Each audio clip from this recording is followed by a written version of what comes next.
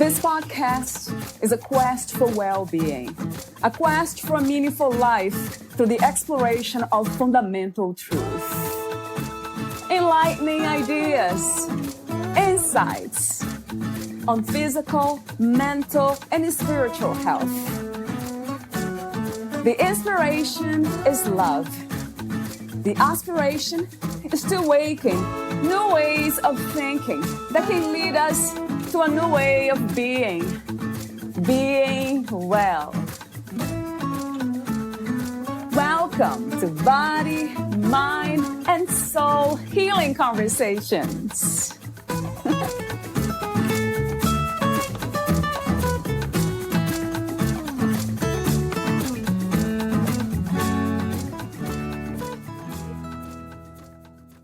Mary L. McCarthy has experienced the life-changing health benefits of journaling firsthand.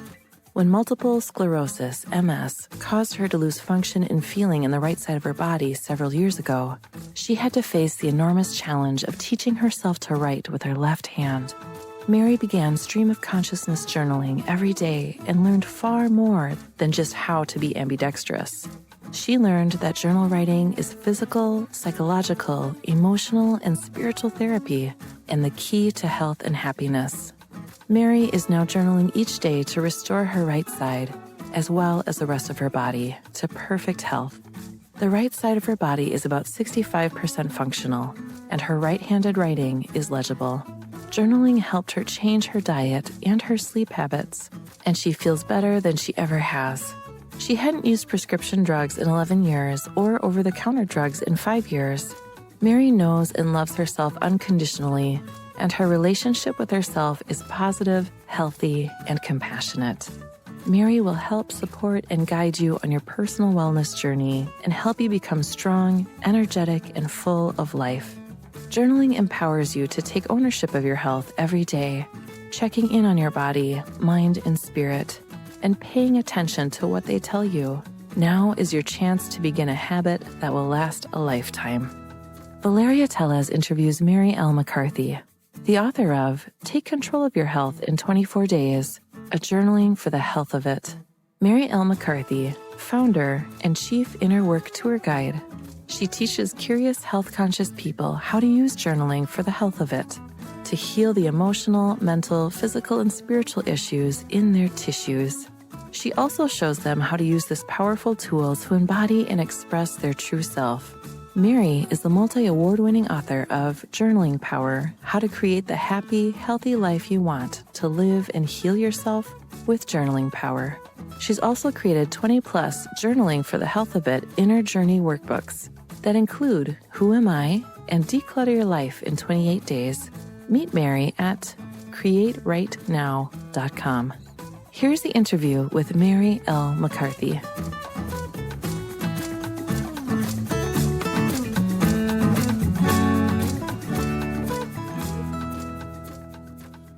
In your own words, who is Mary L. McCarthy?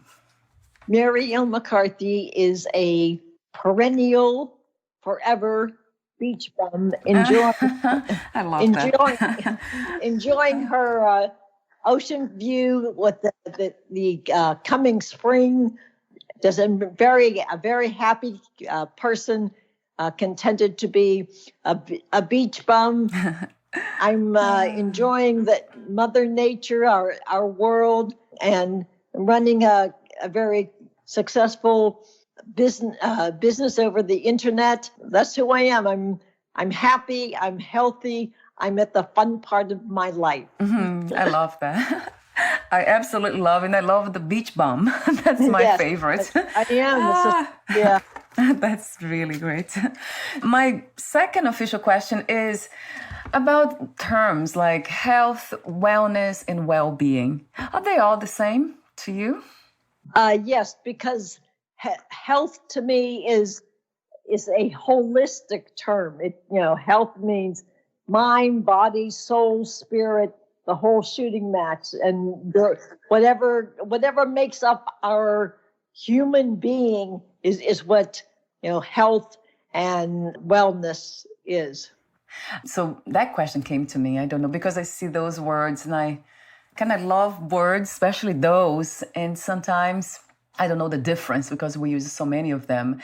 And another question that I have probably asked you before is the idea of health, wellness, well-being in a sense of signs, in the sense of destinations, or what would you say are the signs of that we are living this healthy, well, and beautiful life that we are here to live? Well, one of the ways is that we sleep well, we eat well, those basic type things.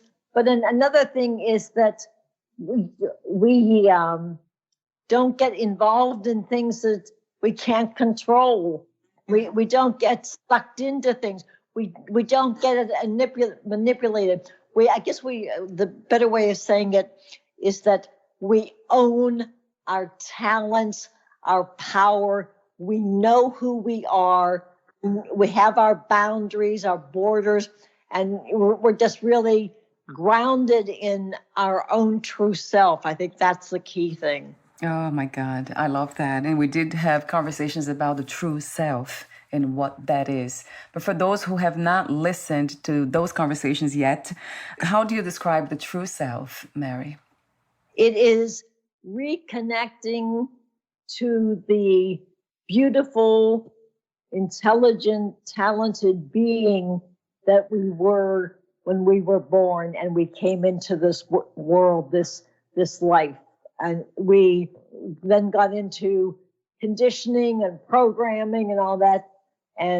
But when we examine and process those negatives, those bad memories, and we really work through and heal those things, it's like we put those things up on the shelf, and we have exposed our true beauty and being, and that's who, and we find out who we are, and we can live the life from our inside out, the life that we want to live, as opposed to a life that they tell us we should live. Right. Do you call it freedom? Absolutely. Freedom. Yes, absolutely. I can hear that. I can sense that in the way you talk. It feels like freedom. Your latest book is titled Take Control of Your Health in 24 Days, a journaling for the health of it. That's a fun way of saying too, playing with words. So I would love to know the main inspiration and intention of writing your book. And also, how did you become a writer, Mary? Well, it was funny. My whole experience of journaling has just really opened up it has brought me back to my true self. And I always wanted to be a writer. And that's why when I was a little girl, I changed the spelling of my name to Mari because there was already a famous author by the name of Mary McCarthy. So, I did know that. Yes, so it's just I had a brain fog, and that was basically based on my own experience. I think the way we have experienced our health is that our medical profession is not supporting us. I guess my experience comes from the fact that my experiences with the medical profession in dealing with my MS was not helpful at all. It was, and I guess, again, it gets back to the journaling. With the journaling, I got back into myself and reclaimed my power. And I thought, well, wait a minute, this is my body. I need to be figuring out what's going on, and then search out and find a healthcare partner who will work with me on my health, as opposed to, just go into the left brain things of running tests and doing this and just looking at things from a very small point of view. So like I said, that is my desire, is to share my experiences with everyone else, so that they see that they need to be responsible for themselves. We are so much into our heads. We've become disconnected from our body. We need to get back into our body and live, from the inside, from our body and our soul, as opposed to just a teeny tiny portion of our mind. So it goes back to addressing or coming from parts and not seeing the whole, right, Mary? Oh, definitely. Yes. It's like, oh, we got to, and you're right. And also too, we've just so much been addressing the biological, the physical part. We haven't taken a look at the spiritual, the emotional, the mental part of things. So you need to, the social part of the human beings. It's just, we need to take a look at everything. And as you said, we are complex and we are a process. We're not just structure made up of little things in that. It's like it's way more than just organs and muscles and that. I mean, it's more than just the physical aspect. And I wonder why it's taking so long for us to realize that as humanity. The leaders of countries and scientists, I know some of them, they go really far and they find, like Albert Einstein and some of the scientists I interview, they are able to see the connectivity, the system. But I wonder why us as societies, we are not able to get there. Do you wonder what the obstacles are, Mary?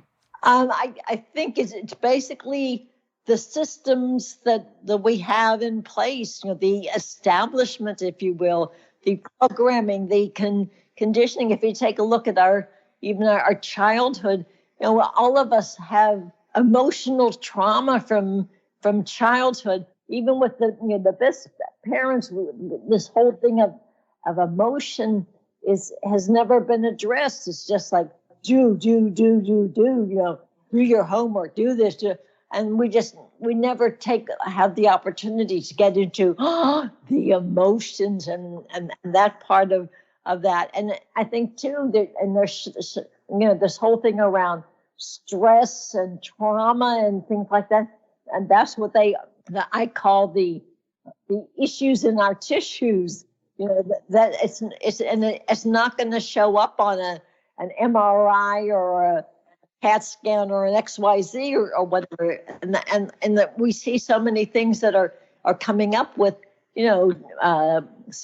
health challenges like mine, MS, like there's this whole aspect of the autoimmune system. When you take a look at Epstein-Barr and viruses, and it's way out of the experience or the reality of the medical profession. They're used to, okay, if you got a broken leg, here's what you do to heal the broken leg. But as far as things that are going on at the cellular level, that we are not addressing, and that's what's going on. Is that there's just so, like you say, with your other people that you've interviewed, there's just so much going on that's challenging. And like I said, we have so many systems in our body that have cells and health challenges too, that it's just like we're just not getting into that. And I think too, when you talk about Einstein, the thing is, we don't question things. We're just like, we need to get curious. Well, isn't that interesting? And look at things from a broader perspective rather than the stereotypical analytical way we do things. And that also goes back to what we were talking off record about. It is easy to stay the same, right? Because changing requires a lot of work. Looking deeper, it requires a lot of work, especially changing structures, societal structures. We talked about a theme in your book that caught my attention about laziness. It really seems like laziness, but then it's really exhaustion. There's something, I think it was from The Switch, How to Change Things When Change is Hard. That's a book by, I think it's and Dan Heath, not sure how to pronounce that first name, where they say what looks like laziness is often exhaustion. So I'd love to hear from you again, now being recorded, about being too tired even to make change. Yes, it goes back to the conditioning, the programming. We're just so, it's like we're rewarded by being busy, by being, so I think it's such a very big, down at the cellular level challenge to, you're right, the exhaustion is like, oh my gosh, that's what people say to me with journaling. Oh, I can't even think of, doing journaling or getting into a practice, a meditation practice, or I don't have time for self-care. So it's just, it's really a true challenge. Change is really, I think the basis of looking at it from an exhaustion point of view is just really, that's a very kinder, more compassionate way of looking at things. That's true, isn't it? I agree. Like you said before, too, we are kind of focusing our energies and the conditionings and also toward the negativity that we have nothing left to do anything differently. So that makes so much sense to me. In the very beginning of your book, you write, during the next 24 days, all you need for this journaling challenge is a journal, a pen, and willingness to write from the heart. When you use that word, I love the word heart too. Are you referring to the same idea of the self, the true self, Mary? Oh, definitely. Absolutely, yeah. And again, the heart is in our body because we've been so much in our minds for our life. So, it's like writing with the heart, thinking with the heart, living from your heart, which is living from the inside out. So I love that. And what is really inspiring to me when I think about the heart or unconditional love or the true self coming from that spiritual knowledge, that's really what it is, it seems to me, in understanding. Its fear seems to disappear when we come from those places. Does it happen to you too, Mary? Does fear disappear where you feel empowered to do so many things?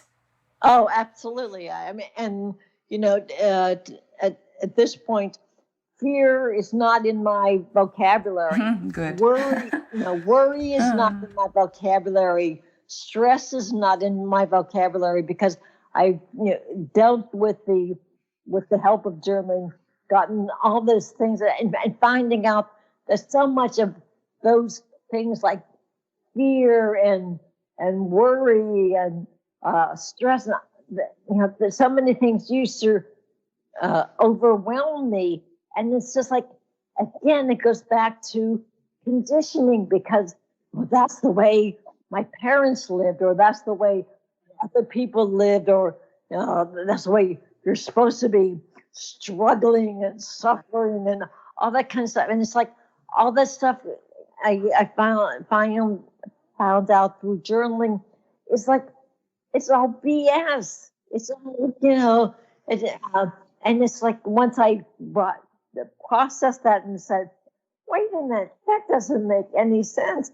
And it's just like, and the word that you brought up, it's just like when you deal with all those crazy head games and fear and stress and all that type of stuff, and you get back to your true self, you have freedom. And it's like, oh, you can breathe. I think it was, last night I was talking to my husband about becoming fearless. Some people confuse not living, operating from fear to becoming fearless, meaning so many things. Do you also believe in the message of becoming fearless in the sense of doing everything that you want to do without even the consideration of others and just kind of going for it? What is your take in this idea of becoming fearless? Oh, yes, definitely. Fearless. I feel that with my true self And it's just like, I'm very okay with, this is what I want. These are my goals. These are, that type of thing. And it's just like, and I think it gets back to an even more, another word called choice. It is my choice to want this, to do this, to do, whatever. And it's just without going through all the mental machinations, shall we say, about, what other people will think. I don't have any of that in my toolbox, shall we say. It's like I don't go there anymore. So it's just, it's just really exciting to just, again, go back to the freedom. And it's just like my favorite song is, whether I'm right or whether I'm wrong, whether I find a place in this world or never belong, I've got to be me. I've got to be me. What else can I be? Well, what I am. And I think the fact that when you connect with your true being, heart, soul, and it's just like, this is what I'm going to do. This is how I'm going to live my life. And you spread that energy, that health, that well-being, that your heart with the world, then you can really help others to heal. And you're also a singer, right, Mary? I know you sang. You're a musician. Yes. Mm-hmm. That's another expression of the heart. Art in general, I noticed the connection between that. Most people that I am in contact with, and that I know of, when they are very much interested in spirituality or healing practices, they are also artists. They express themselves through art. So that makes sense too, because there's something about freedom and art that they go together, right? There's a connection. Absolutely. And I think too, it comes because with art, you are not repressing, you're expressing and getting the expression, with the expression, you're getting your talent, your creativity, your imagination, you're getting it out, be it photography, be it, art, painting, singing, writing, so you're absolutely right. Art is definitely tied into to those words. Do you do live events as a singer, as a musician, Mary, or do you record your music?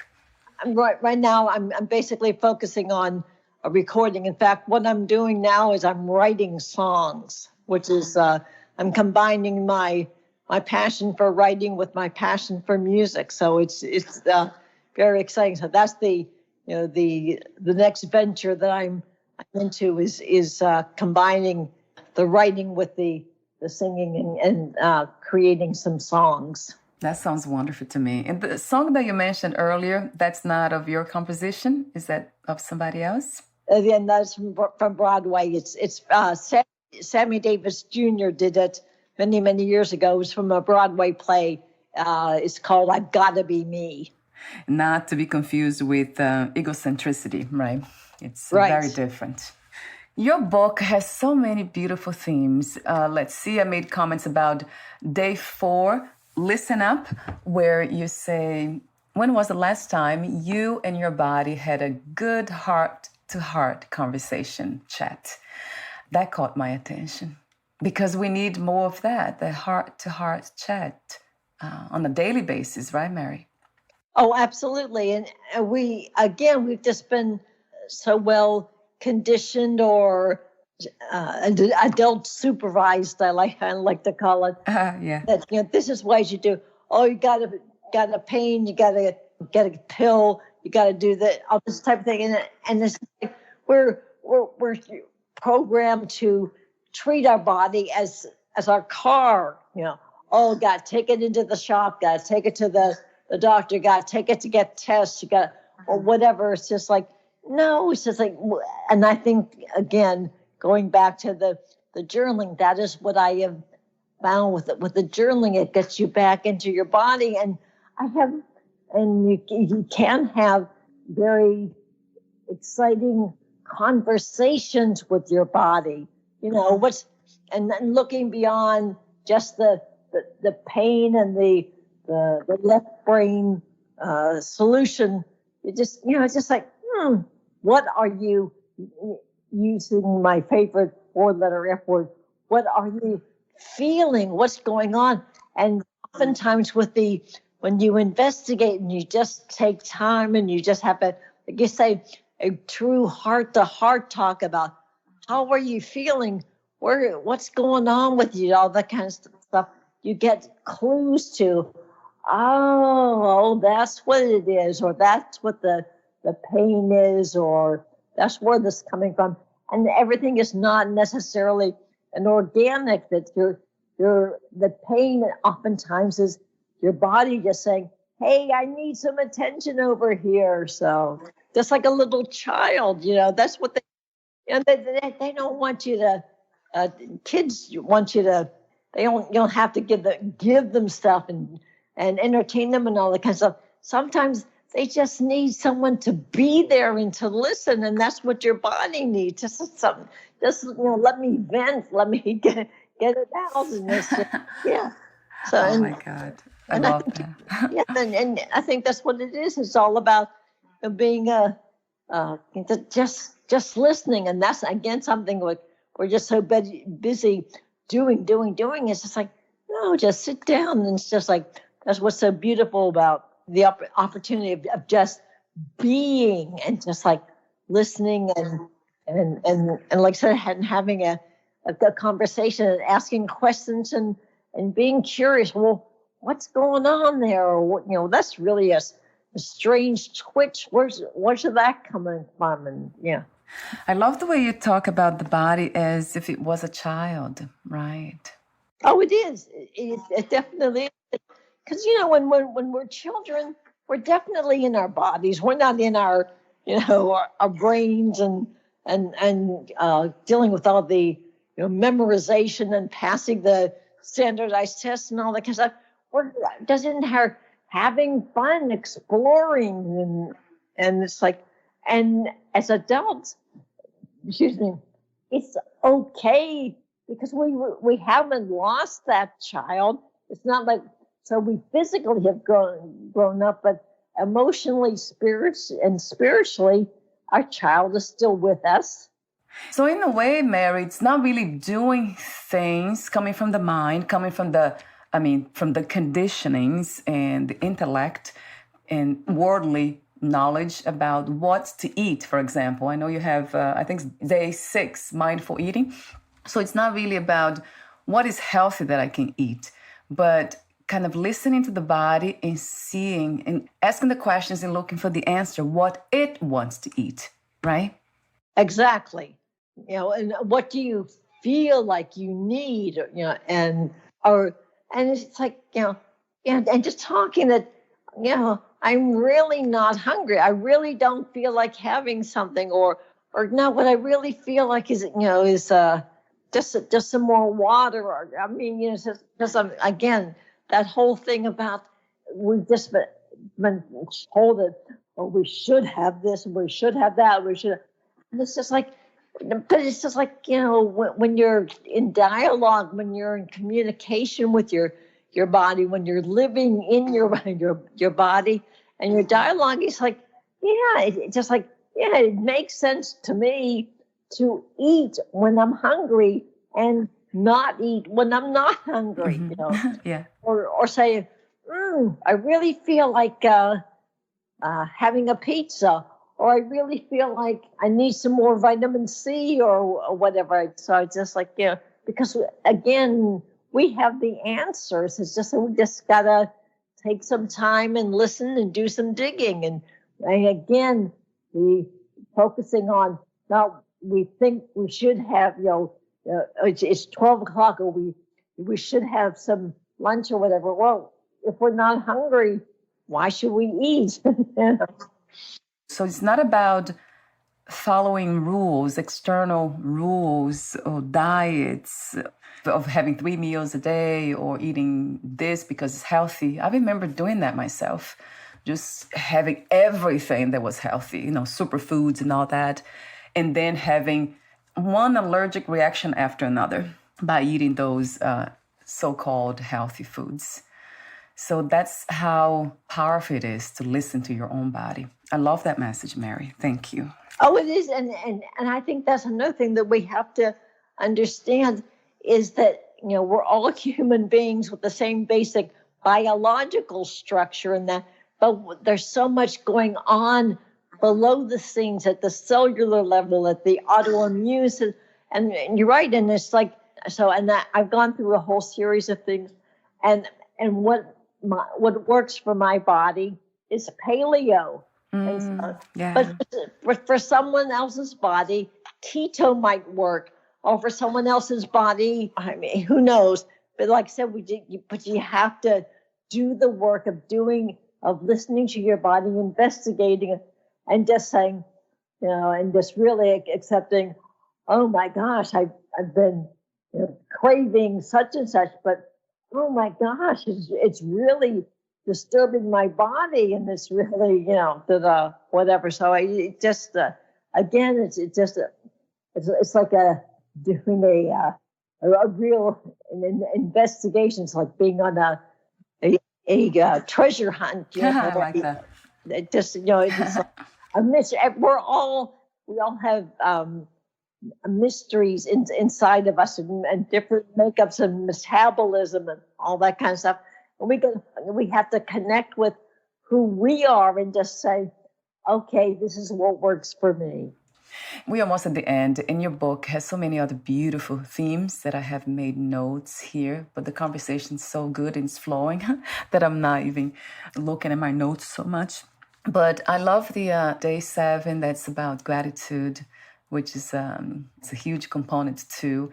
That arises naturally, right, Mary, when we are in that state of listening to our own body, coming from that true self, then gratitude just appears out of nowhere.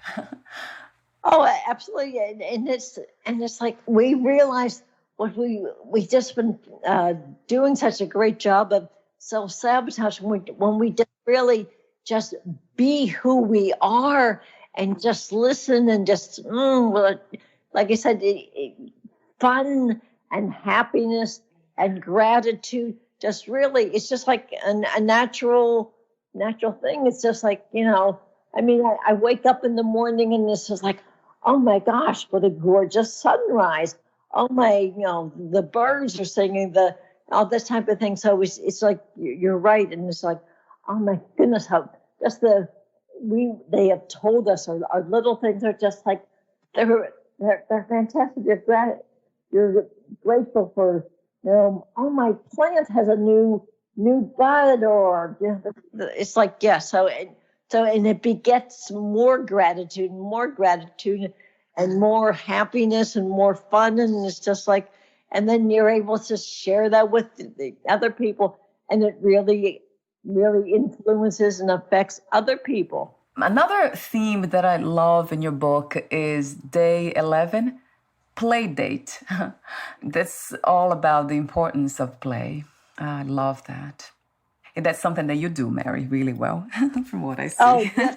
Like, yeah, I'm like, as I said earlier, I'm at the fun part. It's just like, yeah, it's like, yeah. And two, just the whole thing. And just enjoying my feeling of fun. I just, for me, that's what for me, playing is just like, just doing whatever. It's just like, and again, it's back to what you were saying earlier about thinking with your heart and feeling and being in your body. And it's just like, yeah, let's do this, or let's try that, or oh, that sounds interesting. So yeah, we tend to become very serious about too many things, and then we lose the sense of lightness, which is interesting how the word light has to do with playfulness. So that's an interesting also kind of observation, being light, which relates in spirituality to higher kind of elevated understandings in thinking, like you said, of the heart. So that's interesting. I love that. That caught my attention immediately in your book. The play date. I'm like, oh my God, that's it. This is it. And then you have so many other themes, beautiful ones. Healing humor, community connections. I love that one. Letting go. That's another powerful one. And then give back. Then you talk about optimistic outlook too, day 18. That caught my attention. You say, optimists believe defeat is not their fault. Circumstances, bad luck, or other people brought it about. Confronted by a bad situation, they perceive it as a challenge and try harder. That's a beautiful message too, about being optimistic, but coming from a place of truth, of inner truth, right, Mary? Definitely, it's about being. I call being practical, being grounded, and all that. But it's just like by being practical, by being grounded in who you really are, then you're really open to seeing things in a totally different way. I mean, and that's the way I've always looked at my whole life. It's like, if it ain't a challenge, I ain't interested. So, because I know from the challenges that we have, or the situations that occur in our life, and if we take a moment, take a step back and just breathe and do all the things of taking our time and just seeing what's the learning, or what's in this for me, or whatever. Again, it's just the changing of the mindset and getting into and staying in your trueness and your body. It's just easy to be optimistic when we come from that place. That's how I feel. It's so much easier. So much easier. So there are 24 days. 23rd, spiritual growth, of course, that caught my attention immediately. And then the final day, the 24th, that's personal philosophy. What a beautiful conclusion there, because now you can create your own personal philosophy about life. I want to thank you again for what you do and for this beautiful, sincere desire to help others, the intention you have, but most of all, for being you, for being the authentic person, human being that you are. That's like, to me, is the most important thing, because now you're not just the messenger, but the message itself. That means a lot to me. Thank you. Oh, thank you. That's beautiful. I'm the message as well as the messenger. Ooh, I love that. Yeah, yes. So I have a few more questions, the ending questions. Before that, would you like to add anything else or read a passage in your book? No, I think you've covered a whole lot of the things that I really wanted to get covered. So that was fantastic. I thank you for your questions. Thank you, Mary, for your presence. And the last question is one that I probably have asked you before. What 3 experiences you wish everyone to have before they lose the body, before they die? Experience. Experience. I guess I only have one answer. The experience of coming home to their true self and living their life from the inside out based on who they are. It's so true. A lot of times I think about courage when the message comes to me about living from the heart and doing, being true to yourself. But it takes trust too, right, Mary? It does take trust. Trust and confidence. Yes, exactly. Yeah, that's but it's again, a relearning of who we are at the very beginning of our lives, and it's just like we can do it, and it's just like, but the bottom line is just when returning to your true self and staying with him or her, who the case may be. It's just like, and that's the whole challenge, because there's all the and this, we have a whole lot of history and society, all those things going against us, but it's doable. We can change and really live the life that we want to live. So before we say goodbye, what is the best way to find more information about you, your books, services, courses, and future projects? Everything is at Create Right Now. That's WRITE now.com. And you'll find everything that you need to know about journaling for the health of it. Wonderful. And I do have the link here, and that will be on your podcast profile. Thank you so much again, Mary, for your presence and for being the message. Thank you. Well, thank you. Bye for now. Bye.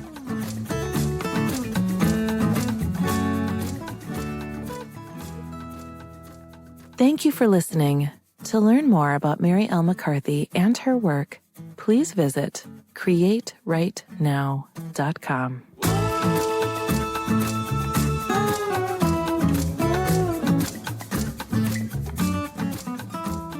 To learn more about this podcast, please visit FitForJoy.org/podcast. Thank you again for listening, and bye for now.